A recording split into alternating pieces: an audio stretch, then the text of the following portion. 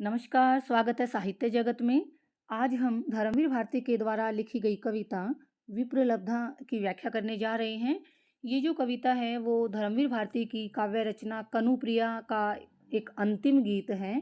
इसमें कवि ने राधा की विरह अवस्था का वर्णन किया है, क्योंकि कृष्ण के चले जाने के पश्चात नायिका जो वियोग में थी, विरह से व्यथित थी, उस पीड़ा का कवि ने यहाँ पर वर्णन किया है। आइए इस कविता को पढ़ते हैं विस्तार पूर्वक।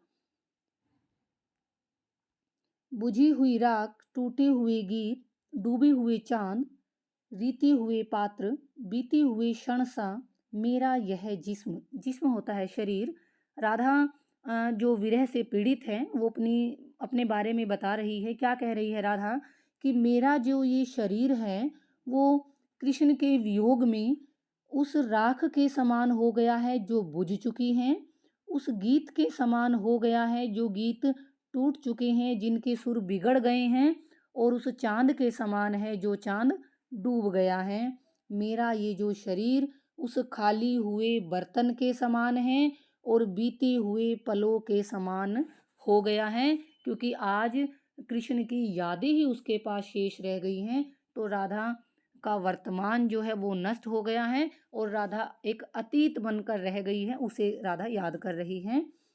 कल तक जो जादू था, सूरज था, वेग था तुम्हारे आश्लेष में। आश्लेष होता है आलिंगन, गले लगना, या प्रेम कह सकते हैं हम।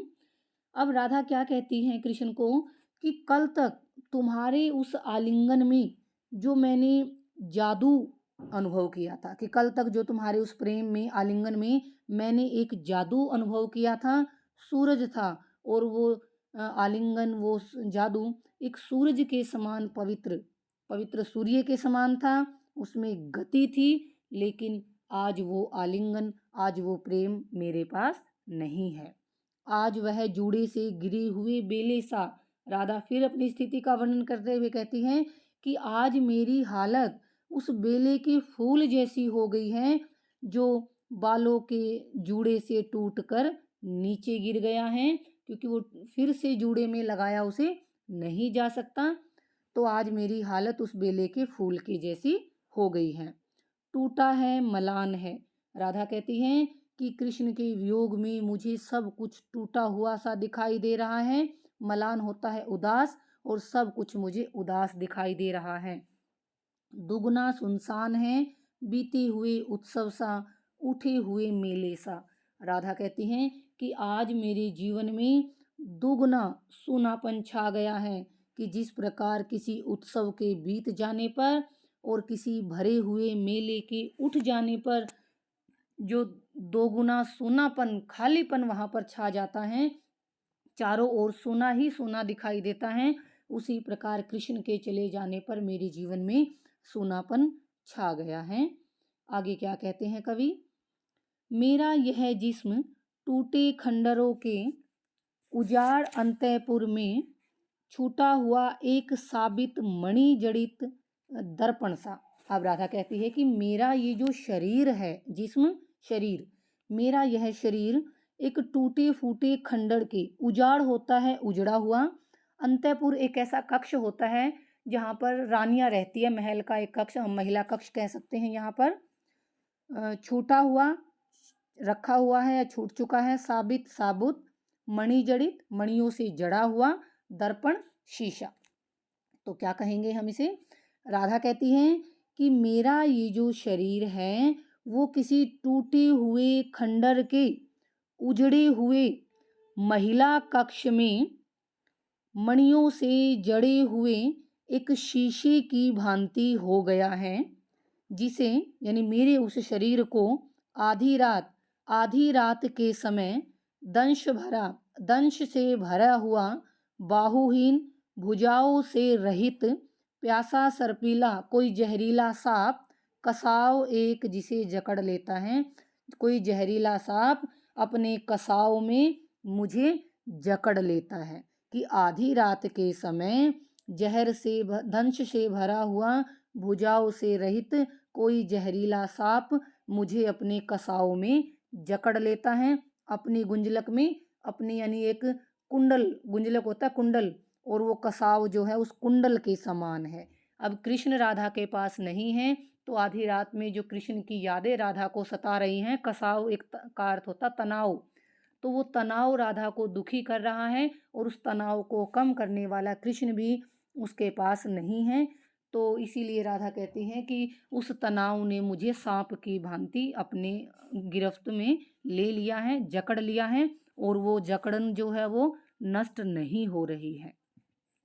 अब सिर्फ मैं हूँ, यह तन है और याद है।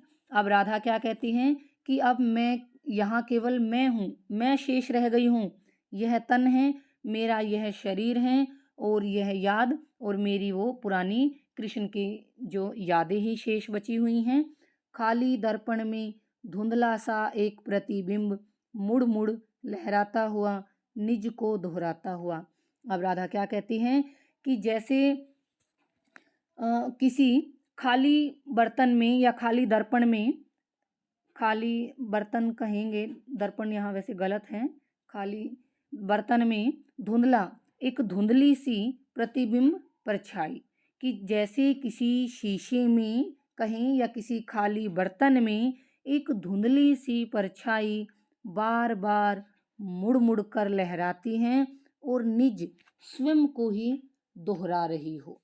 जैसे क्या कहती है राधा कि जैसे किसी खाली बर्तन में एक धुंधली सी परछाई है और वो बार बार लहराती हुई स्वयं को ही दोहरा रही हैं। अर्थात कवि ये कहना चाहता है कि राधा के मस्तिष्क पर कृष्ण की ही यादें बार बार तैर कर आ रही हैं। आगे देखिए, कौन था वह जिसने तुम्हारी बाहों के आवृत्त में गरिमा से तन कर समय को ललकारा था। अब राधा कृष्ण से कहती हैं, क्योंकि राधा अपनी पहले की स्थिति में और आज की स्थिति में, राधा की स्थिति में बड़ा परिवर्तन आ गया है। आज राधा अपने आप को पूर्णतः असमर्थ महसूस करती हैं। अब वो कृष्ण से कहती है कि हे कृष्ण, तुम बताओ कौन था वह, कि वह कौन था जिसने तुम्हारी बाहों के आवृत होता घेरा, कि जिसने तुम्हारी बाहों का घेरा पाकर, तुम्हारी बाहों का सहारा लेकर गरिमा से तन कर समय को ललकारा था। गरिमा बड़े गर्व से उन्मत्त होकर, गौरवान्वित होकर समय को भी चुनौती दे दी थी। हे कृष्ण, तुम ही बताओ कि वह कौन था जिसने तुम्हारी बाहों का सहारा लेकर, गर्व से युक्त होकर, गर्व को महसूस करते हुए समय को भी चुनौती दे दी थी, समय को भी ललकार दिया था। कौन था वह जिसकी अलकों में जगत की समस्त गति बंद कर पराजित थी। हे कृष्ण, तुम ही बताओ कि वह कौन था जिसके बालों में इस संसार की गति भी बंद गई थी, संसार की गति भी रुक गई थी और उससे पराजित हो गई थी। यानी राधा वो मैं ही थी जिसकी अलकों में, जिसने अपनी अलकों से संसार की गति को भी रोक लिया था, उसे अपने वश में कर लिया था। कौन था वह जिसके चरम साक्षात्कार का एक गहरा क्षण सारे इतिहास से बड़ा था, सशक्त था। अब राधा फिर से कृष्ण से पूछती है कि हे कृष्ण, बताओ कि वह कौन था जिसके चरम साक्षात्कार यानी परम मिलन, चरम परम साक्षात्कार मिलन, कि कौन था वह कि जिसके मिलने का, परम मिलन का एक गहरा पल ही सब कुछ होता था, सबसे बड़ा था, सारे इतिहास से बड़ा था, सशक्त था।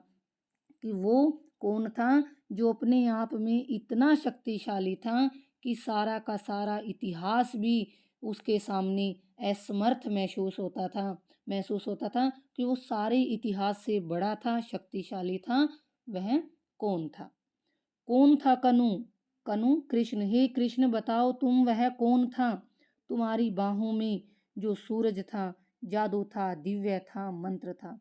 कि वह कौन था जो तुम्हारी बाहों में एक सूरज के समान चमक रहा था, जादू के समान था, दिव्य था, अलौकिक था और मंत्र के समान पवित्र था। अब सिर्फ मैं हूँ, यह तन है और याद है। कि राधा कहती हैं, अब राधा की स्थिति जब कृष्ण के साथ थी, वो एक जादू के समान थी, सूरज के समान थी, दिव्य, उसमें अलौकिकता थी और मंत्र जैसी पवित्रता थी। लेकिन आज जब कृष्ण उसके साथ नहीं हैं, तो राधा कहती हैं कि आज मैं जो तुम्हारे साथ राधा थी, आज मैं वो राधा नहीं रही, अब सिर्फ मैं हूँ। अब तो यहाँ पर केवल मैं स्वयं हूँ, मेरा ये शरीर है और उसमें वो अतीत की यादें ही हैं। मंत्र पढ़े बाण से छूट गए तुम तो कनु, शेष रही मैं केवल कांपती प्रत्यंचा से। अब जैसे मंत्र पढ़कर बाण को छोड़ दिया जाता है और उसके बाद बाण तो चला जाता है, धनुष की डोरी कांपती रह जाती है, तो उसका वर्णन यहाँ पर करती हुई राधा क्या कहती हैं, कनु हे कृष्ण कि तुम तो मंत्र के समान पढ़े हुए बाण की भांति मुझसे छूटकर दूर चले गए हो, कि जैसे मंत्र पढ़कर कोई बाण छोड़ दिया जाता है, तुम तो उस मंत्र पढ़े हुए बाण की भांति छूटकर छिटक कर मुझसे तुम बहुत दूर चले गए हो, और मैं कांपती प्रत्यंचा सी, और मैं धनुष की कांपती हुई डोरी की भांति ही यहाँ पर रह गई हूँ। अब भी जो बीत गया उसी में बसी। अब राधा क्या कहती हैं कि अब भी जो बीत गया, कि मेरी जीवन में जो कुछ भी बीत चुका है, जो कुछ भी व्यतीत हो गया है, उसी में बसी हुई, मैं उसी की यादों में आज भी बसी हुई हूँ। अब भी उन बाहों के छलावे में कसी हुई, आज भी मैं कृष्ण तुम्हारी बाहों के भुजाओं के उन धोखे में, छलावे धोखे, आज भी मैं तुम्हारी उन बाहों के धोखे में ही कसी हुई हूँ, अर्थात तुम्हारे आलिंगन की, तुम्हारे प्रेम की, स्नेह की अनुभूति की कल्पना मैं आज भी करती रहती हूँ। मैं तुम्हारी मतलब राधा कहना चाहती है कि मैं तुम्हारी यादों से आज भी बाहर ही नहीं आ पा रही हूँ। जिन रूखी अलकों में मैंने समय की गति बांधी थी। अब राधा कहती हैं, कृष्ण को क्या कह रही हैं, कि जिन मैंने अपने रूखे हुए बालों में समय को भी रोक लिया था, समय की गति भी मैंने अपने उन बाल से बांध ली थी, समय को रोक लिया था, वश में कर लिया था। हाय उन्हीं काले नागपाशों से दिन प्रतिदिन, क्षण प्रतिक्षण, बार बार डसी हुई, कि वही बाल आज मेरे लिए काले नागपाश बन गए हैं, सांप की भांति उन्हीं बालों ने आज मुझको जकड़ लिया है, और वो दिन प्रतिदिन, पल पल, बार बार मुझे डस रहे हैं। यानी राधा कहना चाहती हैं कि कृष्ण के साथ वही जो रूखे बाल या जो भी वातावरण उसको सुखद लगता था, कृष्ण के बिना आज वो सारी चीज़ें उसको दुख दे रही हैं। अब सिर्फ मैं हूँ, यह तन है और संशय है। राधा कहती हैं कि अब तो केवल यहाँ मैं बची हुई हूँ, मेरा यह शरीर बचा है और उसमें संशय, शंकाएं बची हुई हैं। बुझी हुई राख में छिपी चिंगारी सा, रीते हुए पात्र की आखिरी बूंद सा, पाकर खो देने की व्यथा भरी गूंज सा।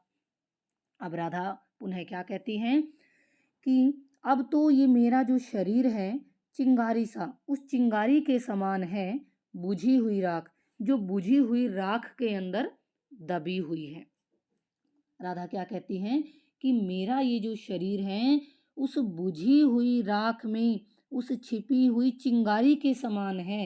यानी क्यों कहा चिंगारी, कि उस चिंगारी से जैसे आग को पुनः जलाया जा सकता है, वो उसके अंदर दबी हुई सुरक्षित रहती हैं, उसी प्रकार राधा कहती है कि क्या पता कब कृष्ण लौट कर आ जाएं और लौटने के बाद यही चिंगारी फिर से भड़क जाए। रीते हुए पात्र की आखिरी बूंद सा, कि अब तो मेरा ये शरीर, यानी अब मैं उस खाली बर्तन की आखिरी बूंद के समान हो गई हूँ, जो पाकर खो देने की पीड़ा, यानी व्यथा क्या होती है, पीड़ा, जो पाकर खो देने की पीड़ा की एक गूंज के समान लगता है, जैसे किसी चीज़ को प्राप्त कर लिया हो और प्राप्त करने के बाद वो चीज़ हमसे खो जाती है, उसके बाद जो पीड़ा हमारे मन में उठती है उस गूंज के समान ही लगता है। अब तो मेरी स्थिति उस खाली बर्तन के समान हो गई है, उस खाली बर्तन की आखिरी बूंद जैसी, और प्राप्त करके खो देने के बाद जो टीस एक पीड़ा मन में उठती है, उस गूंज के समान ही मुझे अपनी स्थिति लगती है। यानी राधा ये कहना चाहती है कि अब सब कुछ बदल गया है। कृष्ण के जाने के बाद राधा की जो विरह की पीड़ा है वो इस पद में और भी ज़्यादा उभर कर आई हैं। तो राधा क्या कहती है कि मेरे पास अब केवल ये शरीर बचा है, संशय बचे हैं और यादें बची हैं और कुछ भी मेरे पास नहीं है। उम्मीद करती हूँ कि मैं ये कविता आपको समझ आई होगी। इसी के साथ आप सभी का बहुत बहुत धन्यवाद।